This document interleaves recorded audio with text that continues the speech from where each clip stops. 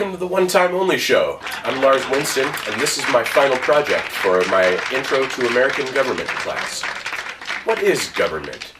When you hear the word, what comes to mind? For me, it's a shadowy cult of old rich guys wearing robes, watching everything you say and do from a satellite. Over the last 15 weeks, I've said this phrase to people in my life. I've really learned a lot in this government class. Also, you guys are going out twerking? Oh, I can't, I have homework. No, I'm serious though.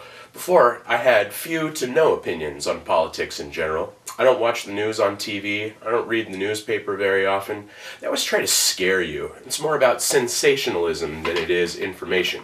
Instead of talking about Nelson Mandela passing at age 95, or how a gay Catholic school teacher got fired just because of a wedding, you see Paris Hilton's brother gets his face beat in by Lindsay Lohan's thug. I read a lot of news articles online, and I watch The Daily Show and The Colbert Report pretty regularly, even though they're considered infotainment and not really news. You guys ever watch that show? It's weird. I don't really get their style of humor.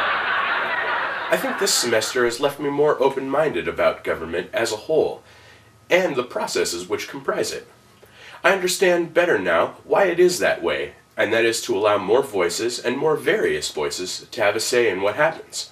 That's why it takes 7 hours to get your license plates at the DMV.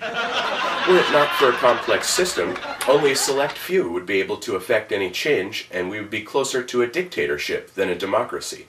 Rebellion against tyranny is a big part of why the United States were founded, and it's natural that we would shy away from that.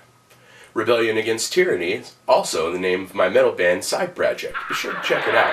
Really learn how to get that band bark going. President Obama turned the power on today to the national Christmas tree at the White House in a star-studded event featuring musical performances, celebrity guests, and tequila drinking contest.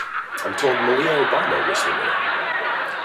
After taking this class, I understand more about the office of the President of the United States and why a person would want to be one, as opposed to a member of Congress, or a duke or a duchess, or a hand of the king. The President truly does have a lot of power, and the President's word is literally law.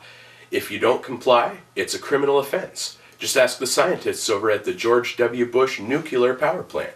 Though the President's executive branch of government works with the judicial and legislative branches of government, the President can often subvert the other branches and exercise power in the best way he sees fit.